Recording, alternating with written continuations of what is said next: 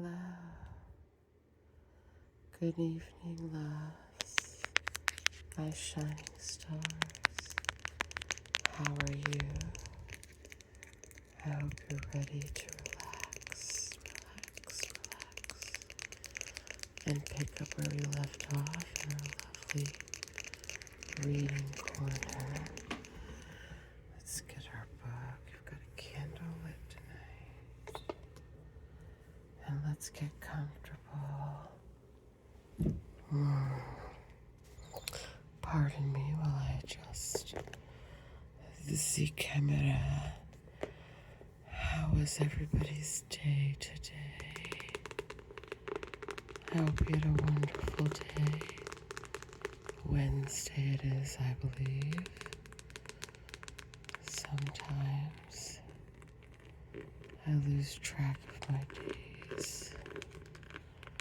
Work, kids, grandkids, projects.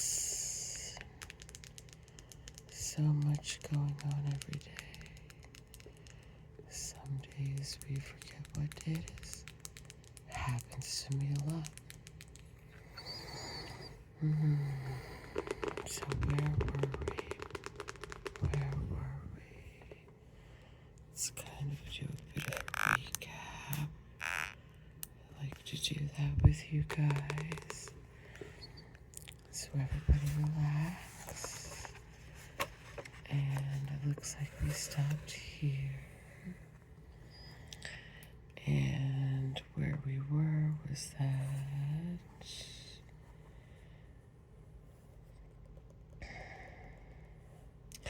Oh yes, that's right. She had made it to the rabbit. And he immediately seemed to know who she was. He called her the wrong name. What was the name that he called her? What is it? Penelope? Penny? Watch me be wrong on all of those accounts. Let's see. He called her Mary Ann. So yes, I was just completely wrong. Not even close. Okay. So the rabbit thinks that her name is Mary Ann. And he sent her running off to the house to get his gloves, possibly his waistcoat. So she goes and she gets it, but or his fan, I'm sorry. His fan and 2 or 3 pairs of tiny white kid gloves. And then on her way out, she says, or she sees a bottle, and it didn't say drink me, but she drank it anyway. And she ends up, like I said yesterday, it's one of my favorite parts of the cartoon movie. She ends up growing bigger than the house with her legs coming out of the bottom and her arms out of the windows and chimneys. And she's just wearing the house at this point. So, and we stopped here, and like I would normally do, I'll read you the last sentence we read last night. And luckily for Alice, the little magic bottle now had its full effect, and she grew no larger. Still, it was very uncomfortable, and as there seemed to be no sort of chance of her ever getting out of the room again, no wonder she felt unhappy. It was much pleasanter at home, thought poor Alice, when one wasn't always growing larger and smaller and being ordered about by mice and rabbits. I almost wish I hadn't gone down that rabbit hole. And yet, it's rather curious, you know, this sort of life. I do wonder what can have happened to me. When I used to read fairy tales, I fancied that kind of thing never happened, and now here I am in the middle of one. There ought to be a book written about me. That there ought. And when I grow up, I'll write one. But I'm grown up now, she added in a sorrowful tone. At least there's no room to grow up any more here. But then, thought Alice, shall I never get any older than I am now? That'll be a comfort one way, never to be an old woman. But then, always have lessons to learn. Oh, I shouldn't like that.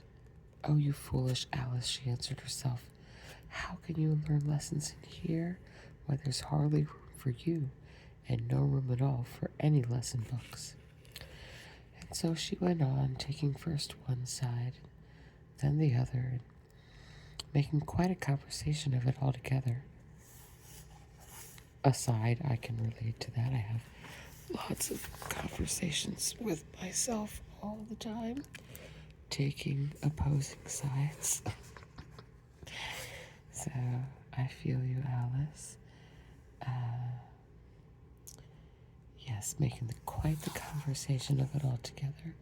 But after a few minutes, she heard a voice outside, and it stopped to listen. Marianne, Marianne, said the voice, fetch me my gloves this moment. Then came a little pattering of feet on the stairs. Alice knew it was the rabbit. Alice knew it was the rabbit coming to look for her, and she trembled. Still, she shook the house, quite forgetting that she was now about 1,000 times as large as the rabbit, and had no reason to be afraid of it. Presently, the rabbit came up to the door and tried to open it, but as the door opened inwards, Alice's elbow was pressed hard against it. That attempt proved a failure. Alice heard it say to itself, then I'll go around and get in at the window. That you won't, thought Alice, and after waiting till she fancied she heard the rabbit just under the window, she suddenly spread out her hand and made a snatch in the air. She did not get a hold of anything, but she heard a little shriek and a fall.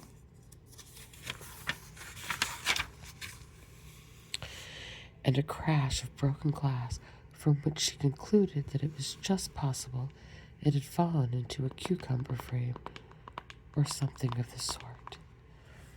Next came an angry voice, the rabbit's. Pat, Pat, where are you? And then a voice she had never heard before. Sure, then I'm here, digging for apples, Your Honor. Digging for apples, indeed, said the rabbit angrily. Here, come and help me out of this. Sounds of more broken glass. Now tell me, Pat, what's in that window? Sure, it's an arm, Your Honor. You pronounce it arum. Sure, it's an arum, Your Honor. An arm, you goose, who ever saw one that size? Why, it fills the whole window.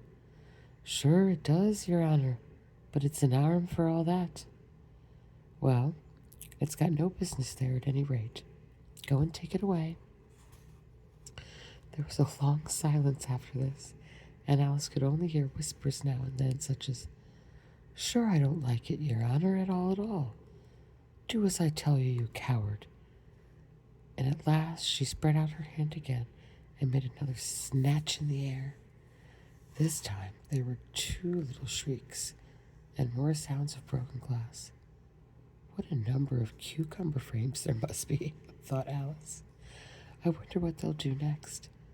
As for pulling me out of the window, I only wish they could. I'm sure I don't want to stay in here any longer. She waited for some time without hearing anything more. At last came a rumbling of little cartwheels, the sound of a good many voices all talking together. She made out the words, Where's the other ladder? Why, I hadn't to bring but one. Bill's got the other. Bill, fetch it here, lad. Here. Put 'em up against this corner. No, tie 'em together first. They don't reach half high enough yet. Oh, they'll do well enough. Don't be particular. Here, Bill, catch hold of this rope. Will the roof bear? Mind that loose slate. Oh, it's all coming down, heads below. A loud crash. Now who did that? It was Bill, I fancy. Who's to go down the chimney? Nay, I shan't. You do it. That I won't then. Bill's got to go down there. Here, Bill, the master says you've got to go down the chimney. Oh, so Bill's got to come down the chimney, has he? Said Alice to herself. Why, they seem to put everything upon Bill. I wouldn't be in Bill's place for a good deal. This fireplace is narrow for sure, to be sure, but I think I can kick a little. She drew her foot as far down the chimney as she could, and waited till she heard the little animal, she couldn't guess of what sort it was, scratching and scrambling about in the chimney close above her. Then, saying to herself, "This is Bill," she gave one sharp kick and waited to see what would happen next. The first thing she heard was a general chorus of, "There goes Bill." Then the rabbit's voice alone, "Catch him, you by the hedge." Then silence, and then another confusion of voices. "Hold up his head, Brandy, now. Don't choke him. How was it, old fellow? What happened to you? Tell us all about it." Last came a little feeble squeaking voice. "That's Bill," thought Alice. "Well, I hardly know. No more, thank ye. I'm better now, but I'm a deal too flustered to tell you. All I know is something comes at me like a jack in the box. Up I goes like a skyrocket." "So you did it, old fellow," said the others. "We must burn the house down," said the rabbit's voice, and Alice called out as loud as she could, "If you do, I'll set Dinah at you." There was a dead silence instantly, and Alice thought to herself, "I wonder what they will do next. If they had any sense, they'd take the roof off." After a minute or two, they began moving about again, and Alice heard the rabbit say, "A barrelful will do, to begin with." A barrelful of what? Thought Alice. But she had not long to doubt, for the next moment a shower of little pebbles came rattling in at the window, and some of them hit her in the face. "I'll put a stop to this," she said to herself, and shouted out, "You'd better not do that again," which produced another dead silence. Alice noticed with some surprise that the pebbles were all turning into little cakes as they lay on the floor, and a bright idea came into her head.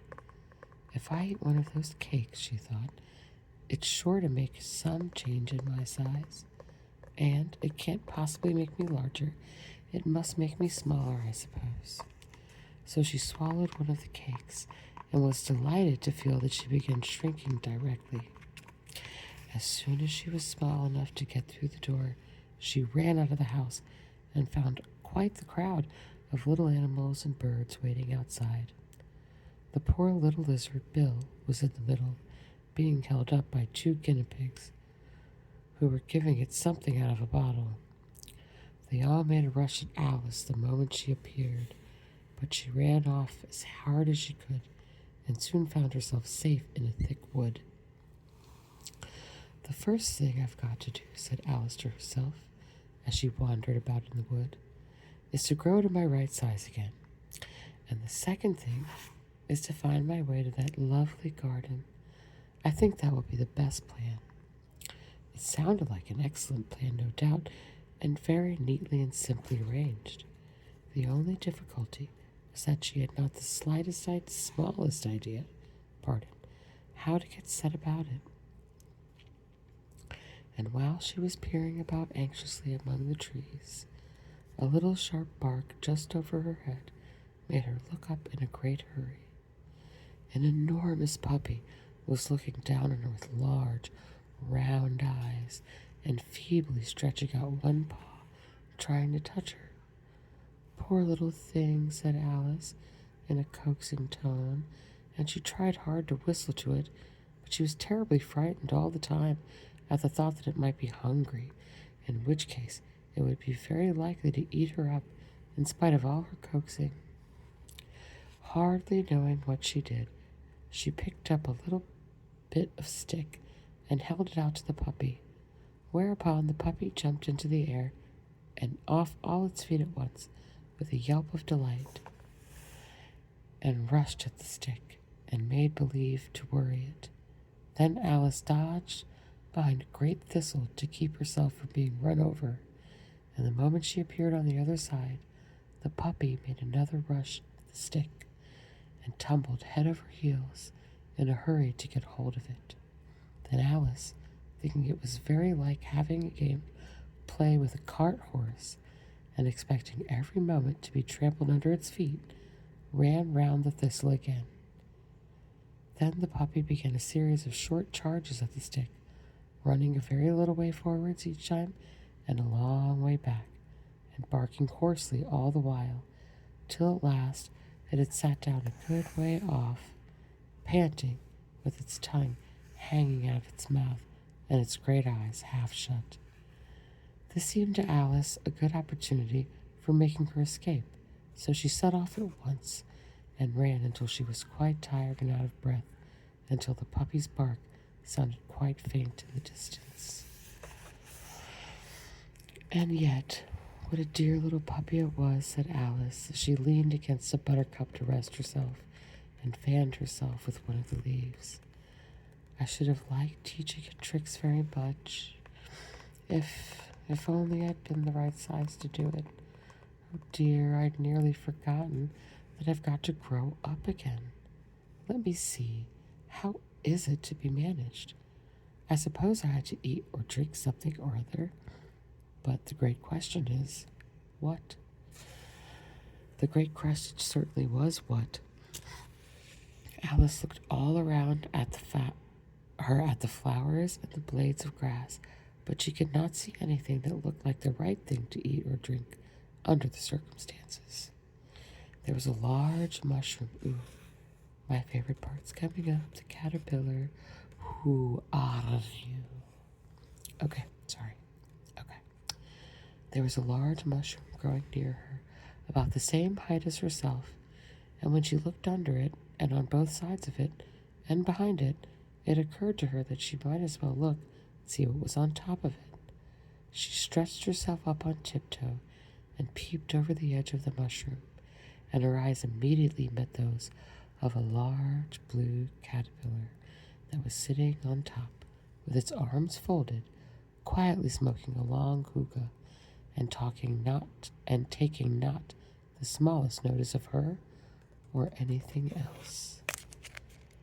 And we will stop there tonight.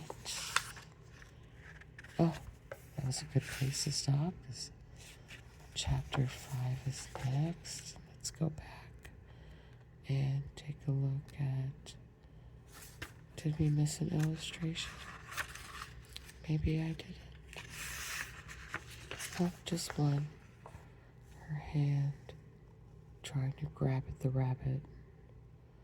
The rabbit looking absolutely terrified at an enormous hand.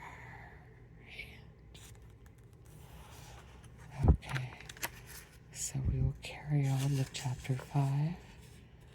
Let's see, tomorrow is Thursday.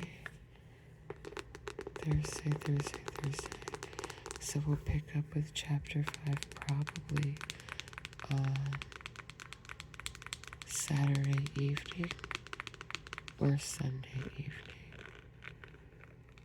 It's coming up on 3 12-hour shifts, so I will do my best, my shining stars, to read you again tomorrow night.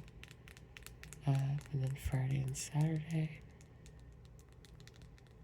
I'll be out of commission, and we will pick up again on Sunday. Have sweet dreams, a restful night's sleep. I'm so happy you joined me tonight. If you did, share this video if you think anybody else would be interested in story time with us. Have a lovely night, my shining stars.